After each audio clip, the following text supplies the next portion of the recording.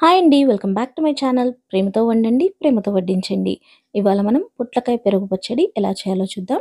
చాలా చాలా బాగుంటుంది. తప్పకుండా ట్రై చేయండి. ఈ రెసిపీ స్టార్ట్ చేసే ముందు మన ఛానల్ని ఎవరైనా సబ్స్క్రైబ్ చేయకపోతే సబ్స్క్రైబ్ చేయండి. ఇంకా బెల్ ఐకాన్ పైన క్లిక్ చేయండి. ముందుగా ఒక పొట్లకాయ తీసుకొని దీన్ని ఇలా గీరుకోవాలి. నైఫ్తో ఇలా ప్రాపర్గా పైన పొట్టు పోయేలాగా గీరేసుకోండి.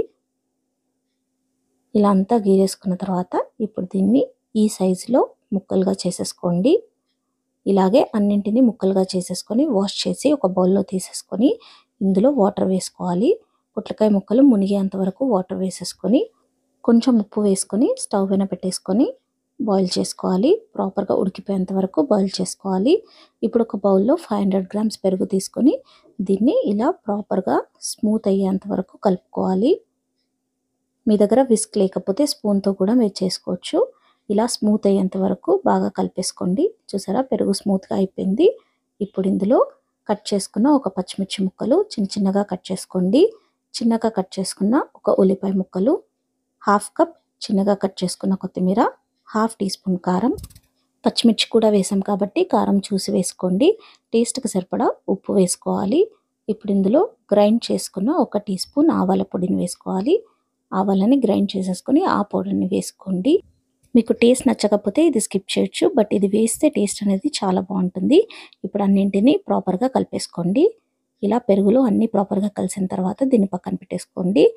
ఇప్పుడు బాయిల్ అవుతున్న పొట్లకాయలను చెక్ చేసి చూద్దాము. చూసారా, నైఫ్ ఈజీగా దాంట్లోకి వెళ్ళిపోయింది. అంటే ఇది ప్రాపర్గా ఉడికిపోయినట్లే. ఇప్పుడు స్టవ్ ఆఫ్ చేసేసి చల్ల నీళ్ళలో వేసేసుకోండి.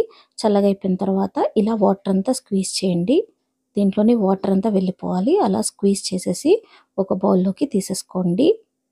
ఇప్పుడు వీటిని చిన్న చిన్న ముక్కలుగా కట్ చేసుకోవాలి. ఈ పెరుగు పచ్చడి టేస్ట్ అయితే చాలా బాగుంటుంది. తప్పకుండా మీరు ఒకసారి ట్రై చేసి చూడండి. చాలా చాలా నచ్చుతుంది అందరికీ. చూసారా, ఈ విధంగా చిన్న చిన్న ముక్కలుగా కట్ చేసేసుకోవాలి. ఇలా కట్ చేసుకున్న తర్వాత ఇప్పుడు వీటిని మనం కలిపి పెట్టుకున్న పెరుగులో వేసేసుకొని ప్రాపర్గా కలిపేసుకోండి.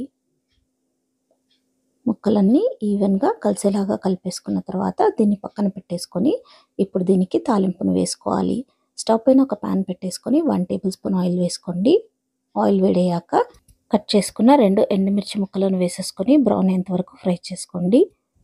ఎండుమిర్చిలు బ్రౌన్ కాగానే ఇందులో హాఫ్ టీ స్పూన్ ఆవాలు, హాఫ్ టీ స్పూన్ జీలకర్ర, హాఫ్ టీ స్పూన్ శనగపప్పు, హాఫ్ టీ స్పూన్ మినపప్పు వేసుకొని బ్రౌన్ అయ్యేంత వరకు ఫ్రై చేసుకోవాలి.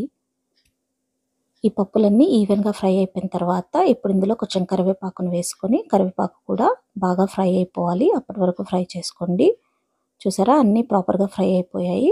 ఇప్పుడు ఇందులో కొంచెం ఇంగువ వేసుకోవాలి. హాఫ్ టీ స్పూన్ పసుపు వేసేసుకొని కలుపుకోండి. ఒకవేళ ఇంగువ లేకపోతే మీరు దాన్ని స్కిప్ చేయొచ్చు. ఇప్పుడు స్టవ్ ఆఫ్ చేసేసి మనం కలిపి పెట్టుకున్న పెరుగులోకి ఈ తాలింపును వేసేసుకొని ప్రాపర్గా కలిపేసుకోవాలి. చూసారా, ఎంత సింపుల్ అండ్ ఈజీగా ఈ రెసిపీ రెడీ అయిపోయిందో. చాలా చాలా టేస్టీగా ఉంటుంది. తప్పకుండా ఇది ట్రై చేయండి.